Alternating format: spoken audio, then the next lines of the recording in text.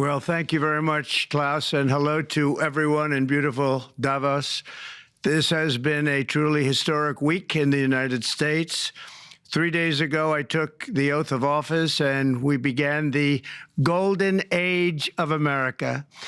The recent presidential election was won by millions of votes, and all seven, every one of them, all seven swing states. It was a massive mandate from the American people like hasn't been seen in many years, and some of the political pundits, even some of my so-called enemies, said it was the most consequential election victory in 129 years. That's quite nice.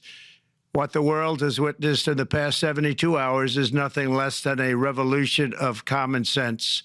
Our country will soon be stronger, wealthier, and more united than ever before, and the entire planet will be more peaceful and prosperous as a result of this incredible momentum and what we're doing and going to do. My administration is acting with unprecedented speed to fix the disasters we've inherited from a totally inept group of people and to solve every single crisis facing our country. This begins with confronting the economic chaos caused by the failed policies of the last administration. Over the past 4 years, our government racked up $8 trillion in wasteful deficit spending and inflicted nation-wrecking energy restrictions, crippling regulations, and hidden taxes like never before. The result is the worst inflation crisis in modern history and sky-high interest rates for our citizens and even throughout the world. Food prices and the price of almost every other thing known to mankind went through the roof. President Biden totally lost control of what was going on in our country, but in particular with our high inflation economy and at our border. Because of these ruinous policies, total government spending this year is $1.5 trillion higher than was projected to occur when I left office just 4 years ago. Likewise, the cost of servicing the debt is more than 230% higher than was projected in 2020. The inflation rate we are inheriting remains 50% higher than the historic target. It was the highest inflation probably in the history of our country. That's why from the moment I took office, I've taken rapid action to reverse each and every one of these radical left policies that created this calamity, in particular with immigration, crime, and inflation. On day one, I signed an executive order directing every member of my cabinet to marshal all powers at their disposal to defeat inflation and reduce the cost of daily life. I imposed a federal hiring freeze, a federal regulation freeze, a foreign aid freeze, and I created the new Department of Government Efficiency. I terminated the ridiculous and incredibly wasteful Green New Deal. I call it the Green New Scam, withdrew from the one-sided Paris Climate Accord, and ended the insane and costly electric vehicle mandate. We're going to let people buy the car they want to buy. I declared a national energy emergency, and that's so important, national energy emergency to unlock the liquid gold under our feet and pave the way for rapid approvals of new energy infrastructure. The United States has the largest amount of oil and gas of any country on earth, and we're going to use it.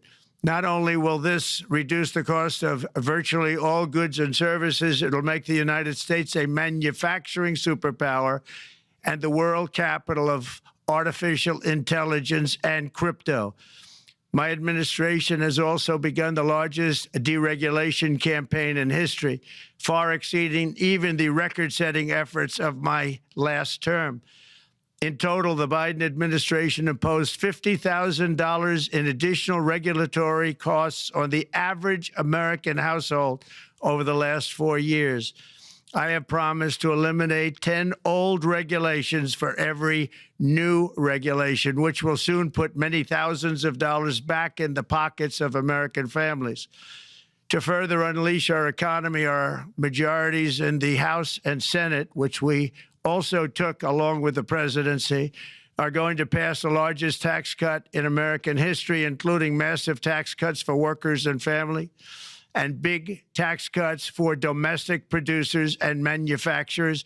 And we're working with the Democrats on getting an extension of the original Trump tax cuts, as you probably know, by just reading any paper. My message to every business in the world is very simple. Come make your product in America, and we will give you among the lowest taxes of any nation on earth. We're bringing them down very substantially, even from the original Trump tax cuts. But if you don't make your product in America, which is your prerogative, then very simply you will have to pay a tariff, differing amounts, but a tariff which will direct hundreds of billions of dollars and even trillions of dollars into our treasury to strengthen our economy and pay down debt. Under the Trump administration, there will be no better place on earth to create jobs, build factories, or grow a company than right here in the good old USA. Already Americans' economic, you can see this, I think, maybe even in your wonderful, wonderful room that you're all gathered together, so many of my friends, but Americans, the economic confidence is soaring like we haven't seen in many, many decades, maybe not at all. Upon my election, it was just announced that small business optimism skyrocketed by 41 points in a single month. That's the highest ever. There's never been anything like that. AI announced a $500 billion investment in AI infrastructure. Other companies likewise have announced billions and billions and billions, adding up to trillions of investment in America, in the United States. And it's also reported today in the papers that Saudi Arabia will be investing at least $600 billion in America, but I'll be asking the Crown Prince, who's a fantastic guy, to round it out to around $1 trillion. I think they'll do that because we've been very good to them.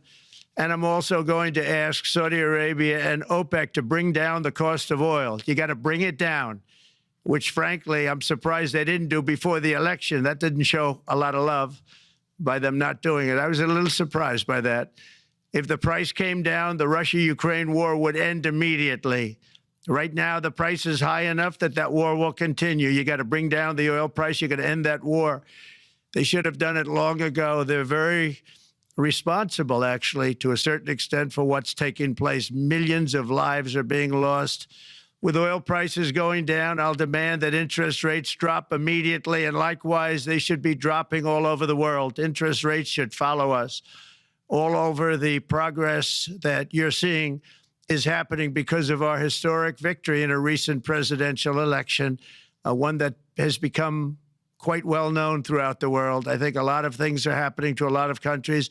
They say that there's light shining all over the world since the election, and even countries that we aren't particularly friendly with are happy because they understand what there is a future and how great the future will be. Under our leadership, America is back and open for business. And this week, I'm also taking swift action to stop the invasion at our southern border. They allowed people to come in at levels that nobody's ever seen before. It was ridiculous. I decided and declared to do, and very, very importantly, a national emergency on our border, immediately halted all entry of illegal border crossers, of which there were many, and began promptly returning the illegal trespassers back to the place from which they came.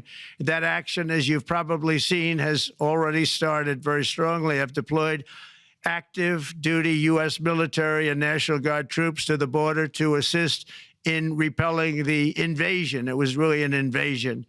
We will not allow our territory to be violated. After 4 long years, the United States is strong and sovereign and a beautiful nation once again. It's a strong, sovereign nation.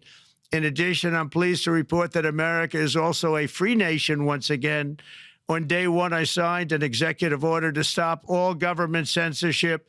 No longer will our government label the speech of our own citizens as misinformation or disinformation, which are the favorite words of censors and those who wish to stop the free exchange of ideas and, frankly, progress.